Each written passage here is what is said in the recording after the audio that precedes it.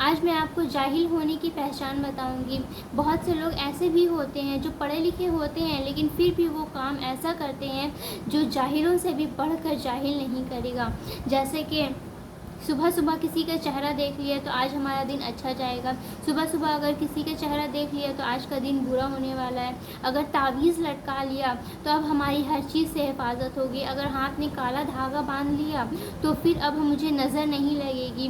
اگر نیمبو مرچی گھر پر لٹکا دیا تو گھر میں برائیاں نہیں آئے گی، کسی کا غلط سایہ گھر پر نہیں آئے گا۔ اگر صبح سے کالا کوا کائیں کائیں کر رہا ہے تو مطلب کچھ غلط ہونے والا ہے۔ اس طرح کی باتیں جو بے بنیاد ہوتی ہے، جس کا کوئی مقصد نہیں ہوتا، یہ لوگ فضول کی باتیں ہوتی ہیں، لیکن اس پر اتنا زیادہ اعتبار، اتنا زیادہ یقین ہوتا ہے انسانوں کا کہ اسی کو ہی سب کچھ مان لیتے ہیں۔ تو اب اگر آپ کسی کو بولنے جائیں گے کہ ایسا نہیں کرتے، یہ غلط ہے، تو پھر وہ لوگ کہیں گے کیا کہ ہمارے یہاں ایسا ہی ہوتا ہے، ہمارے بڑوں نے ایسا ہی کیا ہے۔ تو بس سوال یہ ہے کہ کیا آپ رسول اللہ صلی اللہ علیہ وسلم کی بات کو جھٹلا رہے ہیں؟ کیا آپ رسول اللہ صلی اللہ علیہ وسلم اور اللہ کی باتوں کو انکار کر کے اپنے بڑوں کی باتوں کو فالو کر رہے ہیں؟ کیا آپ کے جو بڑے ہیں وہ ولی اللہ ہے؟ کیا آپ کے بڑے جو ہیں وہ کوئی پیر ہے، مرید ہے؟ مطلب کیا وہ پہنچے ہوئے انسان ہیں؟ نہیں نا۔ تو پھر آپ کیوں ان کی باتوں کو مان رہے ہیں، اور کیوں آپ رسول اللہ صلی اللہ علیہ وسلم اور اپنے پیغمبروں کی باتوں کو اور اللہ کی باتوں کو اور اللہ والوں کی باتوں کو جھٹلاتے ہیں؟ ایسا نہیں کرنا چاہیے۔ سوال سب سے بڑا یہی ہے کہ آپ کے اندر جو یقین پیدا ہوتا ہے، آپ کے اندر جو ایک کہ ہاں یہی سب کچھ ہے، وہی چیز ہی غلط ہے، اسی کو بولتے ہیں ایمان کا خطرہ۔ وہیں پر ہی انسان کا، مسلمانوں کا جو ایمان ہے وہ کمزور ہو جاتا ہے، ایمان وہیں پر ڈگمگا جاتا ہے اور اللہ تعالیٰ کے اوپر سے بھروسہ اٹھ جاتا ہے۔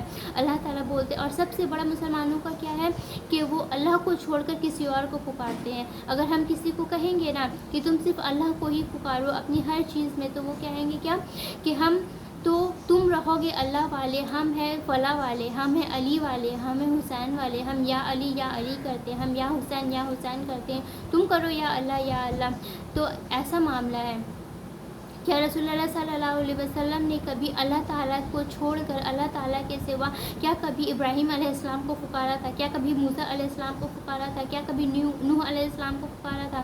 نہیں نا۔ رسول اللہ صلی اللہ علیہ وسلم نے ہر چیز میں، ہر معاملے میں صرف اللہ تعالیٰ سے ہی مدد مانگی تھی۔ تو پھر ہم کیوں جاتے ہیں دوسروں سے مانگتے ہیں؟ ہاں، سب کا درجہ الگ الگ ہے، یہ ماننا کہ سب کا درجہ الگ الگ ہے، لیکن ہر کوئی اللہ کے محتاج ہے۔ بڑے سے بڑی پیر ہو، بڑے سے بڑے ولی ہو، ہر کوئی اللہ تعالیٰ کے سامنے جھکتے ہیں، ہر کوئی اللہ سے ہی مانگتے ہیں۔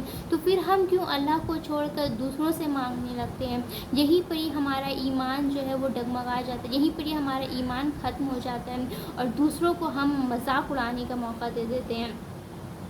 دوسری وجہ یہ کہ بہت سے لوگ سنی سنائی باتوں پر بھی یقین کر دیتے ہیں، اسے بھی لوگ جاہلیت کی پہچان پیش کرتے ہیں، بے موقع کسی کو نصیحت دینا شروع کر دیتے ہیں، اپنے اور اپنے دوستوں اور اپنے رشتہ داروں کے راز کو دوسروں کے سامنے فاش کر دیتے ہیں۔ یہ بھی ایک جہالت کی بہت بڑی نشانی ہے۔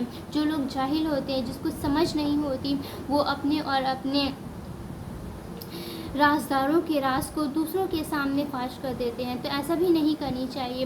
اور بہت سے لوگ ایسے بھی ہوتے ہیں جس کو دوست اور دشمن کی فرق پتہ نہیں چلتی، کون دوست ہے کون دشمن ہے، کس کے ساتھ باتوں کو شیئر کرنا ہے، کس کے ساتھ باتوں کو چھپانا ہے، کس سے کم بولنا ہے، کس سے زیادہ بولنا ہے، اس بات کو نالج اس کو نہیں ہوتا ہے۔